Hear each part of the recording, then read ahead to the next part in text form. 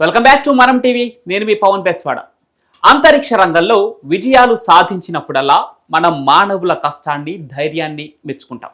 కానీ చాలా జంతువులు కూడా ఇందులో దోహదపడ్డాయని మనం మర్చిపోయాం.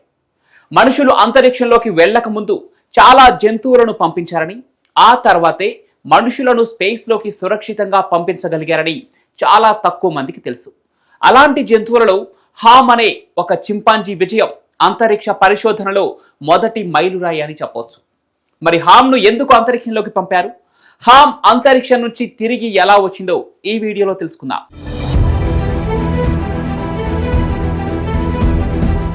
1960లలో అమెరికా మరియు సోవియట్ యూనియన్లు అంతరిక్షంలో ఎవరు ముందుంటారనే పోటీలో ఉన్నాయి. మనుషులను స్పేస్లోకి పంపే ముందు జంతువులతో ప్రయోగాలు చేస్తే సురక్షితమని అమెరికా శాస్త్రవేత్తలు భావించారు. అందుకోసమే చింపాంజీలను స్పేస్లోకి పంపాలనుకున్నారు. చింపాంజీలే ఎందుకు అంటే, చింపాంజీలు మనుషుల్లాగే ఆలోచించగలవు, పనులు కూడా చేయగలవు, మరియు వాటి శరీరం కూడా మనుషుల్లాంటిదే. కాబట్టి స్పేస్లో మనిషి ఎలా ఉంటాడో తెలుసుకోవటానికి చింపులు ఒక సరైన ఎంపిక అని నిర్ణయించారు. ఈ ప్రయోగం కోసం మియామిలోని ఒక జంతు సంరక్షణ కేంద్రంలో ఉన్న ఒక 4 ఏళ్ల చింపాంజీని ఎంచుకున్నారు. దానికి హామ్ అనే నామకరణం చేసి న్యూ మెక్సికోలోని హోలోమన్ ఎయిర్ ఫోర్స్ బేస్ లో ట్రైనింగ్ ఇవ్వడం మొదలుపెట్టారు. హామ్ కు శిక్షణ ఒక సాహసం లాంటిది. అది 2 సంవత్సరాల పాటు కష్టపడి నేర్చుకుంది. శాస్త్రవేత్తలు దానికి ఒక లివర్ అంటే ఒక రకమైన బటన్ను నొక్కడం నేర్పించారు. ఒక నీలి లైట్ వెలిగినప్పుడు 5 సెకండ్లలో ఆ లివర్ను నొక్కాలి. సరిగ్గా చేస్తే అరటిపండు ముక్క బహుమతిగా వస్తుంది, లేదంటే కాళ్లకు చిన్న ఎలక్ట్రిక్ షాక్ ఇస్తారు. ఇలా హామ్ స్పేస్ లో కూడా పనిచేయగలదని నిరూపించేందుకే శిక్షణనిచ్చారు. అది చాలా తెలివిగా, ఓపికగా కూడా నేర్చుకుంది. చివరికి జనవరి 31, 1961న ఆ గొప్ప రోజు వచ్చింది. ఫ్లోరిడాలోని కేప్ కానావెరల్ నుంచి హామ్ను మెర్క్యూరీ రెడ్ స్టోన్ 2 అనే రాకెట్లో హామ్ను సీటుకు కట్టివేసి స్పేస్లోకి పంపారు. ఆ రాకెట్ గంటకు 5800 మైళ్ల వేగంతో స్పేస్లోకి దూసుకెళ్లింది. హామ్ 157 మైళ్ల ఎత్తుకు వెళ్లి అక్కడ దాదాపు 6 నిమిషాల పాటు గురుత్వాకర్షణ లేని స్థితిలో గడిపింది. అంటే అది గాలిలో తేలుతూ ఉందన్నమాట. ఆ సమయంలో కూడా హామ్ లివర్ను సరిగ్గా నొక్కింది. అది స్పేస్లోనూ జీవులు పనిచేయగలవని నిరూపించింది. ఇక ప్రయాణం మొత్తం 16.5 నిమిషాలు పట్టింది. రాకెట్ తిరిగి భూమిపైకి వచ్చి అట్లాంటిక్ సముద్రంలో పడింది.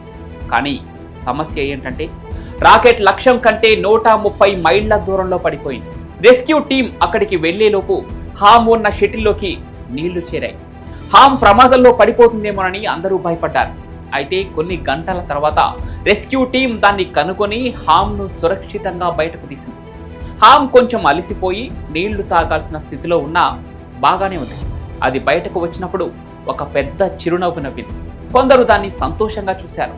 కానీ నిజానికి అది భయం, ఒత్తిడి వల్ల వచ్చిన నవ్వు అని తర్వాత తెలిసింది. ఇక హామ్ ప్రయాణం తర్వాత అమెరికా అంతరిక్ష ప్రయోగాలు ముమ్మరం చేసింది. కొన్ని నెలల తర్వాత మే 5, 1961న అలాన్ షెపర్డ్ అనే వ్యక్తి అమెరికా నుంచి స్పేస్ లోకి వెళ్లిన మొదటి మనిషి అయ్యాడు.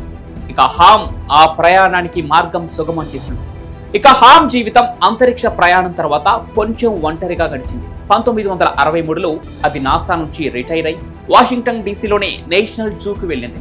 అక్కడ అది 17 సంవత్సరాలు గడిపింది. 1980లో నార్త్ కరోలైనా జువాలజికల్ పార్కుకు తరలించారు. అక్కడ 1983లో 25 సంవత్సరాల వయసులో హామ్ మరణించింది. దాని శరీరాన్ని అధ్యయనం కోసం శాస్త్రవేత్తలకు ఇచ్చారు. కానీ మిగిలిన భాగాలను న్యూ మెక్సికోలోని international space hall of fame వద్ద సమాధి చేశారు. హామ్ కథ ఒక చిన్న కోతి ఎలా పెద్ద సాహసం చేసిందో చెప్తుంది. అది తన తెలివి, ధైర్యంతో స్పేస్లోకి వెళ్ళి తిరిగి వచ్చి మనుషులకు అంతరిక్ష గమనాన్ని సులువు చేసింది. హామ్ కేవలం ఒక జంతువు కథ కాదు, మనం ఎంత దూరం వెళ్ళగలమో చూపించిన ఒక గొప్ప ప్రయాణం. మరి హామ్ అంతరిక్ష ప్రయాణంపై మీ అభిప్రాయాన్ని కామెంట్ రూపంలో తెలియజేయండి. ఈ వీడియో నచ్చితే లైక్ చేసి షేర్ చేయండి. ఇలాంటి ఇంట్రెస్టింగ్ టాపిక్స్ కోసం మనం టీవీని సబ్స్క్రైబ్ చేసుకోండి.